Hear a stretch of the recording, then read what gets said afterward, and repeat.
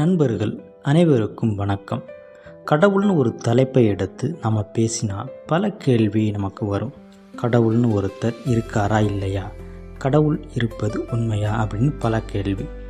ஏன் இத்தனை கேள்வி நமக்கு வருதுன்னா, நாம் எல்லாருமே ஒரே இறைநம்பிக்கையின் கீழே இல்லை. ஒவ்வொருத்தரும் ஒவ்வொரு சிந்தனையின் கீழே, ஒரு சித்தாந்தத்தின் கீழே இருக்கிறோம். இதனால தான் இத்தனை கேள்விகள் நமக்கு வருகிறது.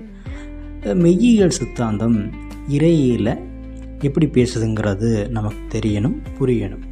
அப்படி இறையில் இச்சை, ஞானம், கிரியை என்ற 3 தன்மையை வைத்து இறைசக்தி அப்படின்னு 2 நிலைகளை பகுத்து பேசுகிறது.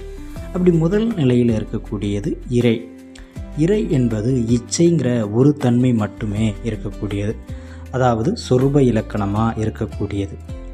இந்த சொரூப இலக்கணத்தில் மலம், அழுக்கு, தோற்றம், மறைவு இப்படி எதுவுமே இல்லாமல் முழுமையானதாகவும் நிறைவானதாகவும் பேராற்றலோடும் பேரறிவோடும் இருக்கக்கூடியது. இந்த இறைதான் பரம்பொருளாகவும் ஆதி சக்தியாகவும் பேசப்படுகிறது. இந்த சொரூப இலக்கண இறைதான் காலம்னு ஒன்று வியாபகமாகுவதற்கு நிமித்த காரணமாக இருக்குது. அடுத்து தடத்த இலக்கணம், அதாவது இறை சக்தி. இது 5 நிலைகளாக பேசப்படுகிறது. முதல் விருத்தி ஞானம்ங்கிற ஒரே நிலையில் மட்டுமே இருக்கக்கூடியது. இது நாதம்னு சொல்லப்படுகிறது. இது அருவ நிலை அப்படின்னு மெய்யியல் சொல்கிறது. அடுத்து 2வது விருத்தி கிரியை மட்டுமே இருக்கக்கூடியது.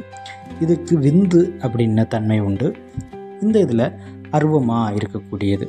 அப்போ முதல் விருத்தியும் 2வது விருத்தியும் அருவ நிலையிலே இருக்கிறது. அடுத்து 3வது விருத்தி ஞானமும் கிரியையும் சமமாக இருக்கக்கூடியது 3வது விருத்தி. இது சாதாக்கியம் அப்படி என்று சொல்லப்படுகிறது. இந்த நிலை அரு உருவமாக இருக்கிறது. அடுத்து 4வது விருத்தி கிரியை அதிகமாகி ஞானம் குறைந்து இருக்கக்கூடியது 4வது விருத்தி. இந்த நிலை மகேஸ்வரம் என்றும் உருவ நிலை என்றும் அழைக்கப்படுகிறது. இறுதியாக 5வது விருத்தி. இங்கு ஞானம் அதிகமாகி கிரியை குறைவாக இருக்கக்கூடியது சுத்த வித்தை. இதுவும் உருவ நிலையாகவே இருக்கிறது. ஆக இந்த 5 நிலைகளும் தான் காலங்கிற ஒன்று வியாபகமாகுவதற்கு துணை காரணமாக இருக்கிறது.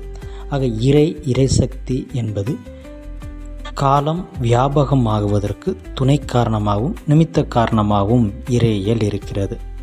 இதுதான் மெய்யியல் சொல்லும் இறையியல். நன்றி, வணக்கம்.